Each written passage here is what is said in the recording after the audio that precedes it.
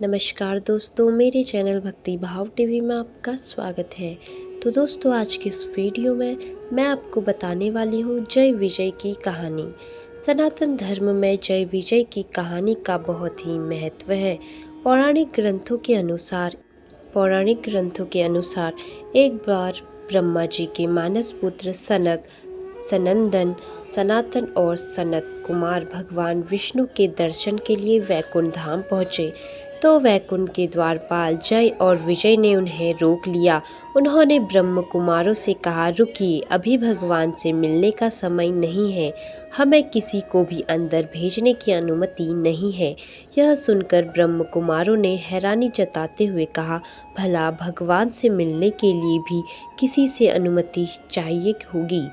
भगवान से तो कोई भी मिल सकता है। इस पर जय विजय ने कहा कि आपकी बात तर्क सम्मत हो सकती है, परंतु हमारे कार्य क्षेत्र से बाहर है। इस क्षण हम आपको अंदर जाने की अनुमति नहीं दे सकते। इस बात से क्रोधित होकर सनक आदि ब्रह्म कुमारों ने जय विजय को धरती पर जन्म मरण के बंधन में गिरने का श्राप दे दिया और वहां से चले गए। यह श्राप पाकर जय विजय जोर जोर से रोकर विलाप करने लगे। तभी भगवान विष्णु जी वहां आ गए और उन्होंने जय विजय से विलाप का कारण पूछा। नारायण के द्वारा जय विजय के श्राप का निवारण।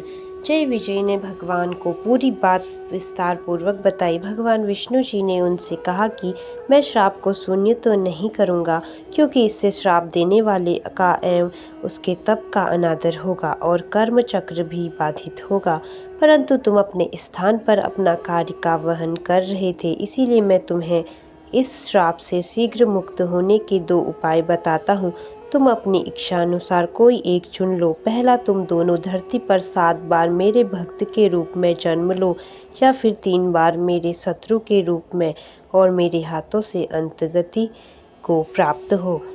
विजय ने हाथ जोड़कर धरती पर 3 जन्म लेने की बात स्वीकारी। इससे वो जल्द ही अपने प्रभु की सेवा में लौट पाएंगे और दूसरा, तीनों जन्म में प्रभु उनका वध करेंगे तो उन्हें हर जन्म के अंत में प्रभु के दर्शन भी होंगे। भगवान विष्णु जी उनकी भक्ति देखकर मुस्कुराए और उनकी इच्छित 3 जन्मों के लिए तथास्तु कहकर चले गए।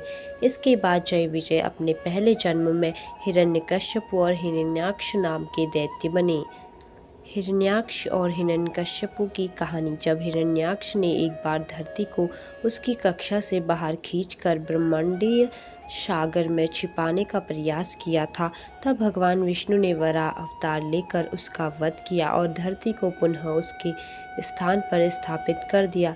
अपने भाई की मृत्यु से हिरण्यकश्यपु को बहुत क्रोध आया और ब्रह्मदेव से कई तरह के वरदान पाकर वह स्वयं को अमर समझने लगा और भगवान की सत्ता को नीचा दिखाने का हर संभव कार्य करने लगा। यहाँ तक उसने अपने नारायण भक्त पुत्र प्रहलाद को भी सताना शुरू कर दिया। तब भगवान विष्णु ने नरसिंह अवतार लेकर हिरण्यकश्यपु का भी वध कर दिया। रावण और कुंभकर्ण के रूप में जन्म। फिर जय विजय अपने दूसरे जन्म में रावण और कुंभकर्ण बने। इस जन्म में रावण लंका का राजा था और कुंभकर्ण उसका भाई। तब प्रभु ने अयोध्या के राजा दशरथ के यहाँ पुत्र राम के रूप में जन्म लिया और फिर प्रभु श्री राम ने रावण और कुंभकर्ण का वध किया। तीसरे जन्म में जय विजय शिशुपाल व दंतवक्र के रूप में जन्मे। इनके इस जन्म के समय नारायण अपने पूर्ण रूप में भगवान श्री कृष्ण बन धरती पर आए। भगवान श्री कृष्ण के बुआ के पुत्र के रूप में जन्मे थे शिशुपाल और दंतवक्र। भाई होने के बाद भी ये दोनों भगवान श्री कृष्ण से बैर रखते थे और प्रभु को शत्रु मानते थे। इनके बुरे कर्मों के चलते इस जन्म में श्री हरि ने इनका वध किया। इस प्रकार ये दोनों 3 जन्मों तक प्रभु के शत्रु के रूप में जन्मे और प्रभु के हाथों मुक्ति के बाद पुनः जय विजय के रूप में वैकुंठ लौट आए। जय और विजय की कथा हिंदू धर्म के पुराणों, विशेषकर विष्णु पुराण और भगवान पुराण में प्रमुखता से वर्णित है। यह कथा भगवान विष्णु के द्वारपालों जय और विजय से जुड़ी है, जो अपनी भूल के कारण 3 जन्मों तक भगवान विष्णु के शत्रु बने और हर जन्म में भगवान विष्णु ने उन्हें मोक्ष दिलाया। यह कथा भक्ति, कर्म और मोक्ष के सिद्धांतों को दर्शाती है। जय